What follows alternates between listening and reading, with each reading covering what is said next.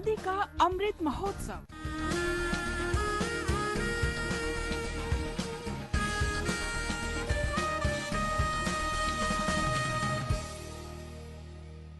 आजादी का सफर आकाशवाणी के संग, एक राष्ट्र का जन्म। भारत का शानदार स्वाधीनता संघर्ष आधुनिक विश्व के महानतम संघर्षों में से एक है। आकाशवाणी आपके लिए रोजाना ला रही है इस शानदार संघर्ष की झलक। आज की कड़ी में हम बात करेंगे जाने माने राष्ट्रवादी और ब्रिटिश आर्थिक नीतियों के आलोचक दादा भाई नौरोजी की। भारतीय राजनीति के इस पुरोधा को प्यार से grand old man of India और अनऑफिशियल एम्बेसडर ऑफ इंडिया भी कहा जाता था। इनका जन्म 4 सितंबर 1825 को तत्कालीन बंबई में हुआ था। उनकी लोकप्रियता ही थी कि वे 2 बार हाउस ऑफ कॉमन्स के लिए चुने गए।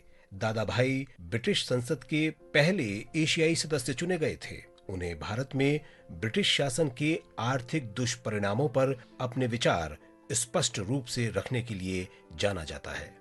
अपने कार्यकाल के दौरान दादा भाई ने भारत की हालत सुधारने को लेकर जबरदस्त प्रयास किए। ब्रिटिश आर्थिक नीतियों के चलते भारत को हो रहे नुकसान पर उन्होंने गंभीर शोध किया था। इसके बाद वे ब्रिटिश शासन के कटु आलोचक हो गए। दादा भाई नौरोजी ने 1893 में यूनाइटेड किंगडम में हाउस ऑफ कॉमन्स को संबोधित किया था। आइए सुनते हैं भारत में कराधान के मुद्दे पर दिए गए इस भाषण के प्रतिपादित अंश। Never has there been a single farthing spent out of the British Exchequer, either for the acquirement of India, or for the maintenance of it, or administration, or in any manner connected with India, whilst at the same time hundreds of millions of the wealth of India have been constantly poured into this country. Whether any country in the world could stand such drain as India is subjected to is utterly out of the question. If England itself, with all its wealth, was subjected to such a drain as India is subjected to, it would be reduced to extreme poverty before long. दादा भाई नौरोजी की हस्ती का अंदाजा इसी बात से लगाया जा सकता है कि उन्हें 1895 में भारतीय व्यय के लिए गठित शाही आयोग का सदस्य बनाया गया था। उन्होंने 1886, 1893 और 1906 के भारतीय राष्ट्रीय कांग्रेस के सालाना अधिवेशन की अध्यक्षता भी की थी। उन्हें स्वाधीनता आंदोलन के शुरुआती दौर के महत्वपूर्ण नेताओं में से एक माना जाता था। दादा भाई की ही प्रेरणा से बाल गंगाधर तिलक और गोपाल कृष्ण गोखले स्वाधीनता आंदोलन में शामिल हुए। गांधी जी पर भी उनका असर रहा।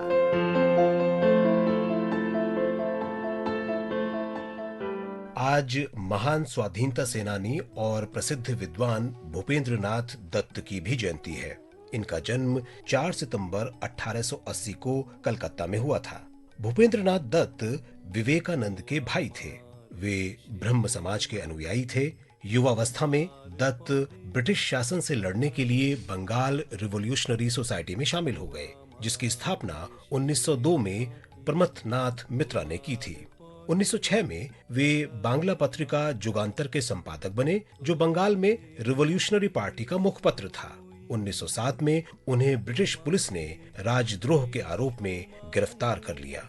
जुलाई 1908 में जेल से रिहाई के कुछ दिन बाद ही भूपेंद्र नाथ को पढ़ाई के लिए अमेरिका भेज दिया गया। वहां जाकर दत्त भारतीय स्वाधीनता के लिए काम कर रही गदर पार्टी में शामिल हो गए। प्रथम विश्व युद्ध के दौरान वे जर्मनी चले गए और क्रांतिकारी गतिविधियों में सक्रिय हो गए। 1916 में वे बर्लिन में इंडियन इंडिपेंडेंस कमेटी के सचिव बने। 1921 में भूपेंद्र नाथ दत्त मॉस्को चले गए और उसके बाद भारत लौट आए। भूपेंद्र नाथ ने कामकाजी वर्ग को उचित सम्मान दिलाने के लिए अथक प्रयास किए। वे लेखक भी थे। भारतीय संस्कृति और समाज पर उन्होंने अनेक पुस्तकें लिखी।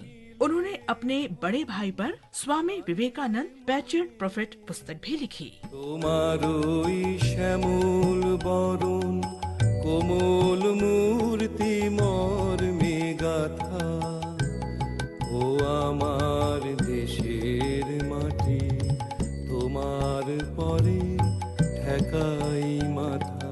आज हम स्वाधीनता सेनानी और हरियाणा केसरी पंडित नेकीराम शर्मा को भी याद कर रहे हैं। गोपाल कृष्ण गोखले, लोकमान्य बाल गंगाधर तिलक, पंजाब केसरी लाला लाजपत राय और महामना पंडित मदन मोहन मालवीय की प्रेरणा से वे आजादी के आंदोलन में कूद पड़े थे। जब लोकमान्य तिलक को 6 वर्ष के कठोर कारावास की सजा हुई तो उन्होंने ब्रिटिश राज समाप्त होने तक चैन से न बैठने की कसम खाई। 1915 के कांग्रेस के बम्बई अधिवेशन के दौरान गांधी जी से मुलाकात के बाद वे अस्पृश्यता विरोधी आंदोलन में शामिल हुए। पंडित नेकीराम शर्मा ने 1919 में रॉलेट एक्ट विरोधी आंदोलन, असहयोग आंदोलन, नमक सत्याग्रह और भारत छोड़ो आंदोलन में अग्रणी भूमिका निभाई। ऐसे महात्मा हमें सदैव प्रेरित करते रहेंगे। आज बस इतना ही। आजादी का सफर आकाशवाणी के संग कल फिर मिलेंगे नई कड़ी के साथ।